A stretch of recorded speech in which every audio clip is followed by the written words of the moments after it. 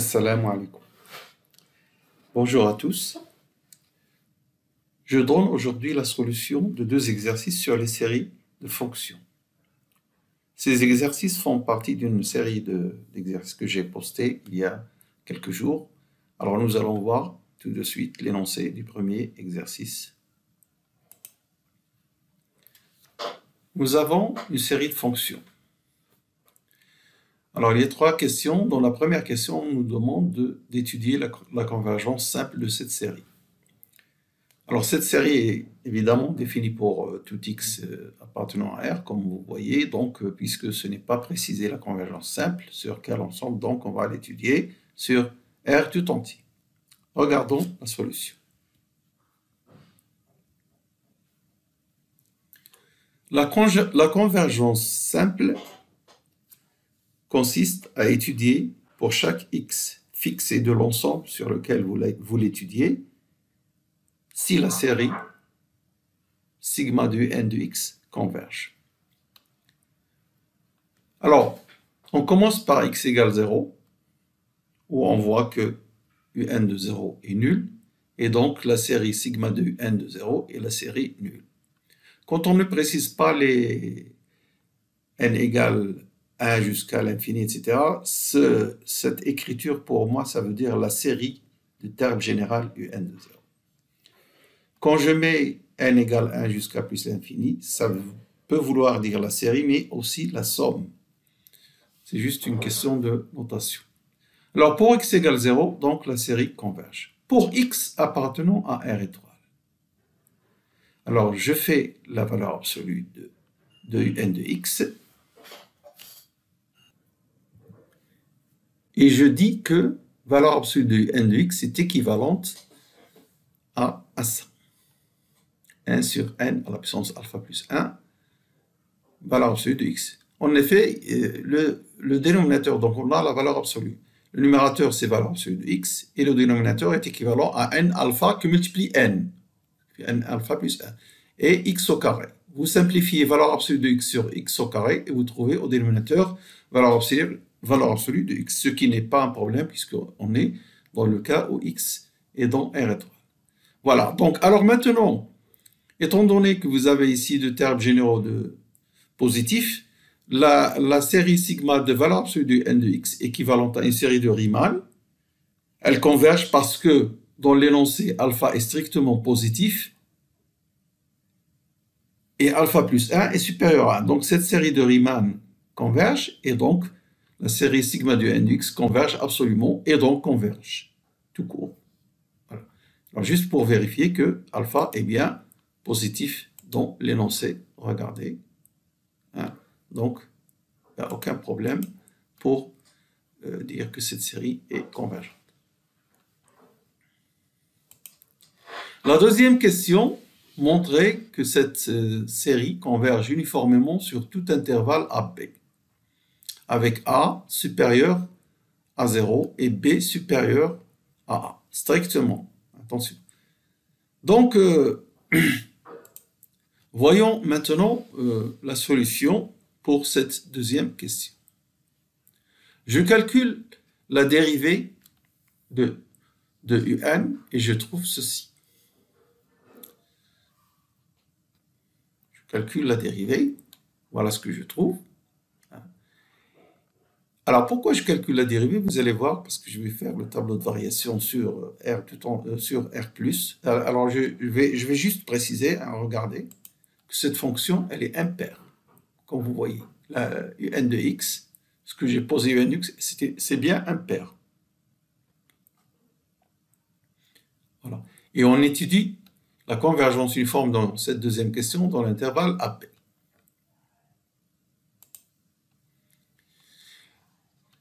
Cette dérivée s'annule, puisqu'elle est impaire, je l'étudie sur R+. Elle s'annule pour xn égale 1 sur racine de n. Et nous avons le tableau de variation, le voici sur R+. Vous voyez ici ce xn égale 1 sur racine de n, et ici le sup, c'est un de xn. Alors pourquoi je donne ce tableau de variation? Parce qu'on me donne un intervalle AB, avec A strictement positif, et B strictement supérieur à A. Cet intervalle, je ne sais pas s'il est de ce côté-là, ou bien de ce côté-là, ou bien 1 sur racine de n est entre A et B. Alors, je m'arrange pour le mettre dans ce côté ici. Je m'explique. Étant donné que 1 sur racine de n tend vers 0 lorsque n tend vers l'infini, alors à partir d'un certain rang 1, 0, 1 sur racine de n est inférieur à A. Donc pour n supérieur à 0, A est supérieur à 1 sur racine de n. Je reviens en arrière, et donc mon intervalle AB se situe ici, dans cette zone, et où UN est une fonction décroissante. Donc vous aurez par exemple, si A est ici, disons si A est ici, B là, vous aurez ici UN de A et ici UN de B. Donc, UN de X est comprise entre le nombre positif UN de B et le nombre positif UN de A. Voilà. Si n est supérieur à 0. Alors, à ce moment-là, puisque la série sigma du n de A converge, je peux dire facilement que la série sigma du n de X converge normalement et donc uniformément sur AB. Même si je n'ai pas la majoration pour les n inférieurs à 1,0, étant donné que UN est une fonction continue, pour UN de X, alors regardez que ici c'est la valeur absolue, puisque c'est positif. Donc UN de X inférieur à UN de A, pour 1 supérieur à 1,0. Et pour n compris entre 1 et 1,0, vous pouvez prendre les constantes petit m1 jusqu'à petit m1,0 qui majorent le UN de X sur l'intervalle AB, et vous avez bien la convergence normale qui implique la convergence uniforme sur AB. Voilà pour répondre à la question. Mais vous pouvez conclure d'ici là que la série converge uniformément. Vous pouvez par exemple utiliser le critère de Cauchy aussi pour montrer que la convergence est uniforme, sans passer par la notion de convergence normale. Alors je reviens à l'énoncé. Dernière question dans cet exercice, trouver une condition sur alpha pour que cette série soit uniformément convergente sur R. Sur R tout entier.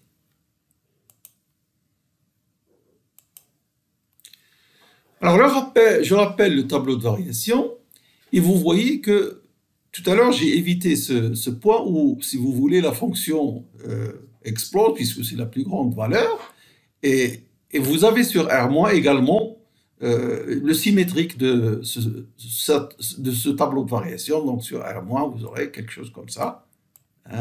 Vous avez ici en moins l'infini, ce sera 0.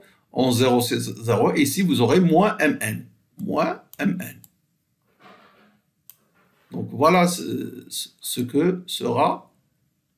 Donc ici, moins l'infini. Imaginez que vous avez ici moins l'infini. Et là, 0. Vous aurez ici 0. Là, 0.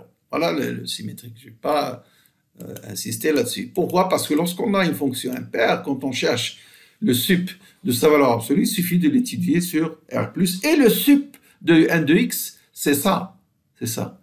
Alors, est-ce que sigma de mn converge? Donc, si elle converge, j'aurai la convergence normale de la série sigma du n de x sur R, et donc la convergence uniforme. Alors, voilà ce que j'ai, mn. Alors, cette série converge si et seulement si, puisque c'est une série de Riemann, elle converge si alpha plus n demi est supérieur à 1. Supérieur à. Voilà. Le sup, ça, elle converge si alpha plus n demi supérieur, c'est-à-dire alpha supérieur à 1 demi. Donc, dans ce cas, là, alors, on donne une condition.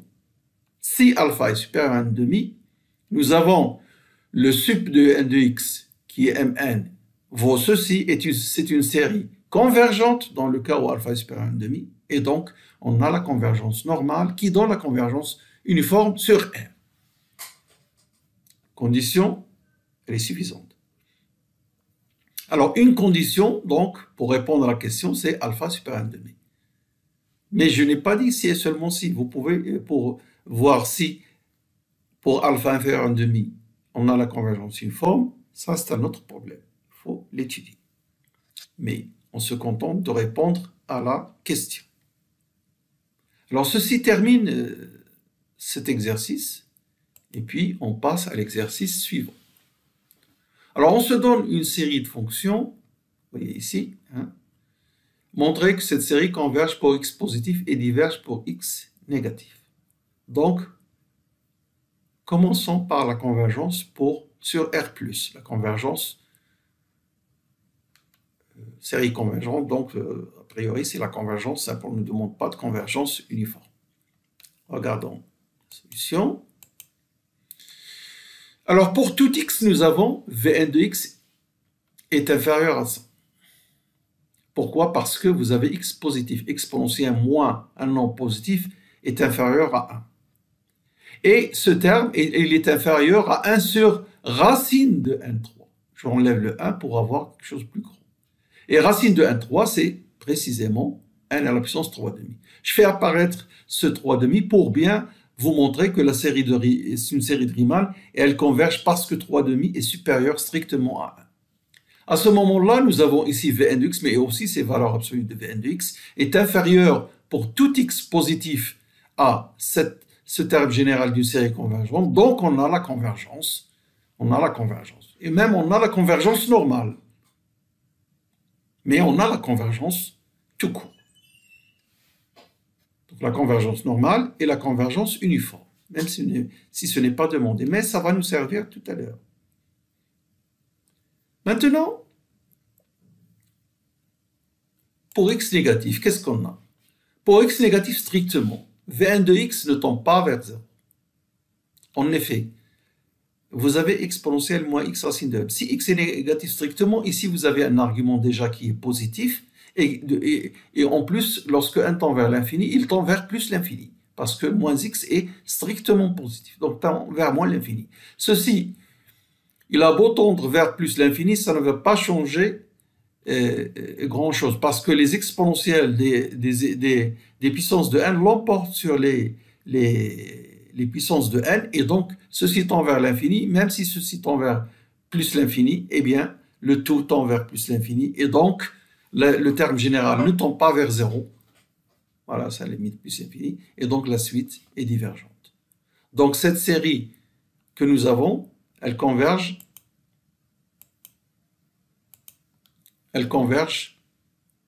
simplement si et seulement si x est positif et elle diverge pour x négatif. Quand je dis positif, ça veut dire x supérieur ou égal à 0. Et en même temps, maintenant, on regarde la deuxième question qui est donnée, montrer que sa somme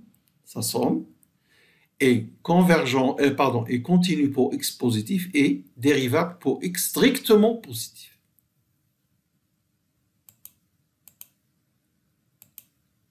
Alors cette somme, on l'appelle S de x. Voilà. Comme nous venons de voir dans la première question, elle est définie pour x positif, x supérieur ou égal à 0. Mais elle n'est pas définie pour x strictement négatif. Alors justement, on nous demande de montrer la continuité pour x positif, c'est-à-dire sur R+. Alors nous avons dit dans la première question que sigma de Vn de x converge normalement. On a dit pourquoi. L'inégalité 1, on va peut-être la rappeler, voilà, valeur absolue de Vn de x, même si elle ne paraît pas parce que c'est supérieur à 0. Donc c'est la valeur absolue de Vn de x inférieure au terme général d'une série indépendante de x convergente, donc on a la convergence normale qui implique la convergence uniforme. Revenons ici. Une série qui converge uniformément sur R+, et en plus, chaque fonction Vn est continue. D'après un théorème du cours, la somme est aussi continue. Voilà, c'était très simple. La deuxième question, rappelez-vous, montrer qu'elle est dérivable, mais pas sur R+, sur R plus étoile, c'est-à-dire l'intervalle 0 ouvert plus l'infini. Alors, la dérivabilité de S sur 0 ouvert plus l'infini. Pour cela, je ne peux pas montrer directement la convergence. Je ne peux pas montrer la convergence uniforme sur 0 plus l'infini pour l'appliquer. Alors, je vais l'appliquer sur un intervalle du type IA, A plus l'infini, avec A strictement positif. A appartenant à R plus étoile. Strictement positif. Sur cet intervalle, je vais appliquer le théorème qui utilise la dérivation et la convergence uniforme. Regardez, je calcule V'N de x. V'N de x. Je vous rappelle Vn. Vn, la voici. Vn, j'appelle ça Vn. Et je dérive. Vous voyez que ici, vous ne dérivez que le numérateur. Le dénominateur ne dépend pas de x, c'est une constante. Vous dérivez ici. Alors, descend au moins x racine de n et vous avez la même exponentielle. Donc voilà la dérivée sans problème. Moins, vous le voyez ici, moins racine de n qui multiplie la fonction elle-même. Vn. Donc voilà la dérivée. Alors cette dérivée, je peux la majorer par ça. Quel que soit x appartenant à. En effet, pourquoi? Parce que quand vous mettez la valeur absolue, vous avez racine de n sur racine de n3 plus n. Évidemment, ce terme, c'est n racine de n, puisque c'est racine de n3. Plus n, il est beaucoup plus grand que racine de n qui est au numérateur. Donc le tout, ceci, oubliez le n avec la valeur absolue, il a disparu. Donc racine de n sur racine de n3 plus 1 est inférieur à 1. Et le numérateur exponentielle moins x racine de n est inférieur à exponentielle moins a racine de n. Parce que x est dans l'intervalle, donc il est supérieur à 1. Et ici, vous avez un exposant négatif, évidemment, c'est plus grand lorsque a est plus, quand c'est petit, a est plus petit que x. Voilà, donc nous avons sa major V'N de x sur tout l'intervalle par ce terme général, qui est le terme général d'une série convergente. Admettons-le pour l'instant. Je vais vous expliquer pourquoi. Donc, alors, la série sigma de moins a racine de n est convergente. Alors, je vais en déduire quoi? La convergence. Je vais en déduire la convergence normale de la série sigma de un de x. V'N, pardon. Voilà ce qui me concerne, V'N. Donc, on a la série V'N de x d'après cette inégalité converge normalement, donc uniformément. Hein? Et donc, qu'est-ce que j'obtiens? Vous avez une série de fonctions dérivables qui convergent, sigma Vn de A converge au point A. Pourquoi? On l'a déjà vu dans la première question que la convergence simple sur R plus A fait partie de R plus, donc on a la convergence en ce point-là. Et la série des dérivées, je viens de dire qu'elle converge uniformément sur IA, donc d'après l'inégalité de la convergence normale, donc la convergence uniforme. Alors, avec ces trois conditions, la dérivabilité de chaque Vn, il existe un élément, par exemple petit a, pour lequel la série sigma de Vn converge. La série des dérivées converge uniformément sur IA, alors on en déduit, d'après un théorème du cours, que S est dérivable sur IA pour A quelconque, parce que là j'ai dit soit A quelconque. Alors quand on a la dérivabilité sur un intervalle, sur tous les intervalles, on a évidemment la dérivabilité sur leur réunion. Mais la réunion pour A strictement positif, ça donne justement R plus étoile. R plus étoile. Je n'ai pas utilisé le théorème directement sur R plus étoile parce qu'il n'y a pas de convergence uniforme là-dessus. Vous pouvez le vérifier. Alors maintenant, j'ai dit, admettons que ceci est le terme général d'une série convergente. Je vais vous montrer pourquoi c'est le terme général d'une série convergente.